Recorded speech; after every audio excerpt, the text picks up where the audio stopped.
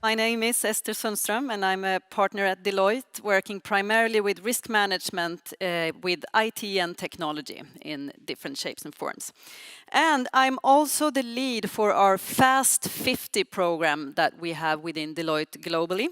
I will today walk you through a little bit about what we've seen in the list that we produce every year, some trends that we see in that as well, and general themes that we see coming up in the tech industry.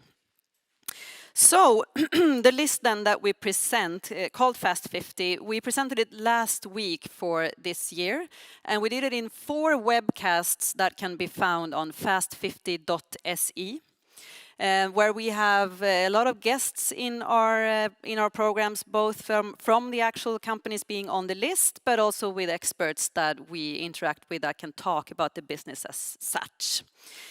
And the theme for this year's webcast was the same that will be for the talk today, which is the tech industry solving the right problems?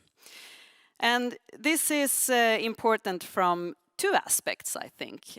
First of all is, as we've heard in the panel just now, also around that going into this recession that we're now entering, or this economic downturn, we will expect people to be more diligent in the way that they use their money.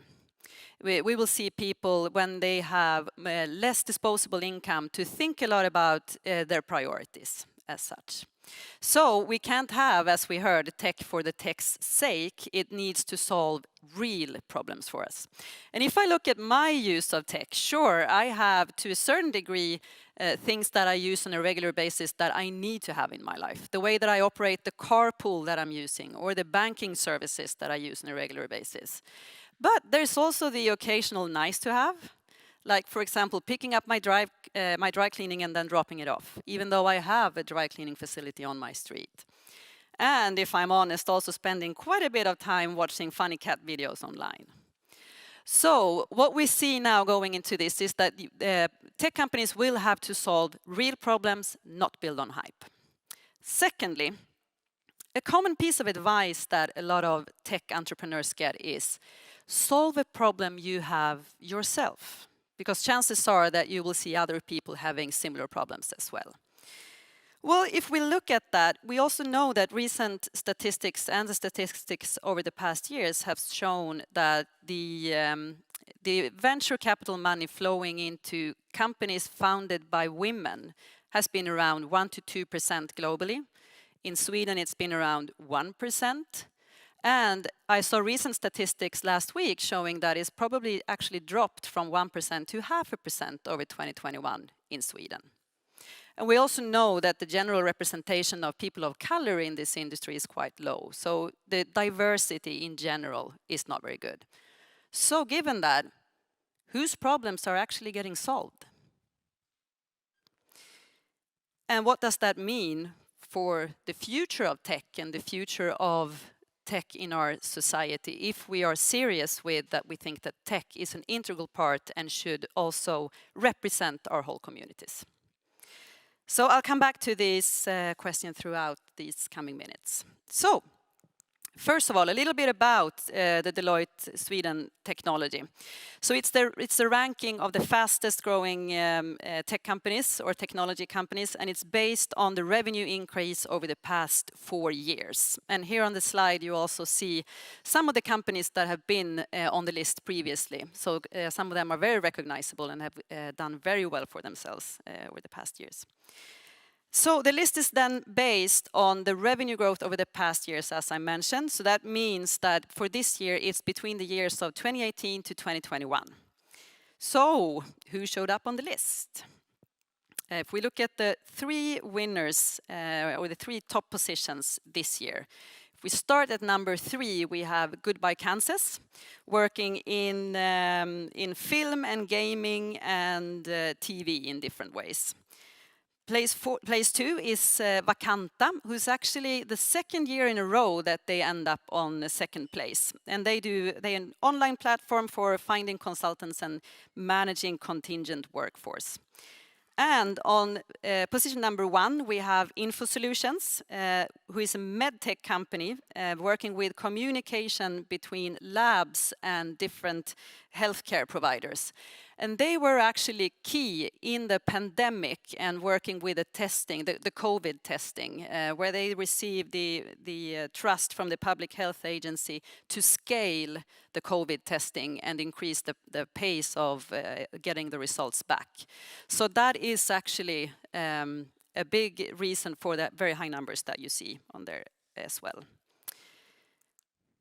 So a few trends on this. It's first of all, it's record-breaking. The growth numbers that we've seen have been truly amazing over this year. We can also see that, of course, this is very much fueled by low interest rates and good access to capital as well. So also did not see very much of a COVID hit, for example. Actually, many tech companies seem to have thrived when we actually moved to more technology-based ways of communicating and running our businesses. Another trend that we also see is an increasing number of companies showing up on the list from green tech and from medtech. I'm not going to go through them in detail, but if you look at the environmental technology side of things, there's a lot around solar energy and solar power. There's also quite a bit about charging cars, electrical cars in a good way, which we also saw on last year's list. If we look at the medtech side, kind of the healthcare and life science, you see Info Solutions, like I mentioned. We also have companies that connects the patients with the different caregivers and medical specialists, and also some deep kind of data and managing of really rare diseases as well in this. So more kind of science or connected to lab work. So talk about solving problems, huh? And I think that we've seen some of them thriving from the pandemic, as I mentioned, but we also see, I think the green tech companies will also kind of walk into the perfect storm around this time, looking at the energy prices going up, etc. So never waste a good crisis, I guess, is what we'll see going forward. And speaking of crisis then, looking at what I mentioned earlier, that we see a lack of diversity among tech companies around the numbers of investments going into that. We have also seen over the past years there's been one female CEO on the list. Different companies every year, but always one female CEO. But as it turns out, we see that the numbers of employees, female employees and leaders in the tech industry actually is increasing. And we have statistics showing that it will be around 30% in coming years. And why am I then pointing out these companies on the screen now? It's because they recently had significant layoffs. So this means that there will be more talent floating around, coming from big tech industries with a lot of competence, great networks, going into the, or at least being able to hire for the more nimble and fast-moving tech companies. And it also means that a lot of people with great network that will come together and form new companies, at least there's the potential for that as well. So, to summarize, a little bit around, are we solving the right problems? What can we see around this? Well, there's probably a lot of untapped potential, because we know that diverse teams performs better.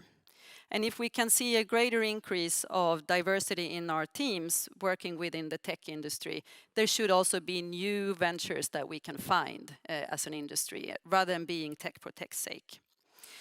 And I think also we can see that there really are real problems to be solved. We heard that also in the panel discussion just now. And there are real talented people trying to crack them. And I think that with the trends that we've seen in both green tech and in med tech, we see that there are solutions that can have a really big impact on our future. So I'll wrap up there, and please visit fast50.se, the whole list of companies you'll find there. You'll also find the webcasts and looking into our guests that we have there. And of course, also you're welcome to contact me on LinkedIn, and I'll also be around for lunch. So thank you very much. Well, thank you very much indeed, Esther. Please stay for a question here. There is an audience here in the room, and we have many more watching online. What would be your call to action to the investors present online and here physically when it comes to diversity? Because we know that diversity is key to solving all problems, not just from one perspective. So what would be your call to action? Yeah, and I think quite often, at least I hear a lot of comments around, well, we can't find the companies, or there are no companies, or we don't find the kind of the females or the people of color working with this. And I would challenge that, actually. That probably means that you need to broaden your network, you need to look elsewhere, and you might need to have another lens than what you've had previously.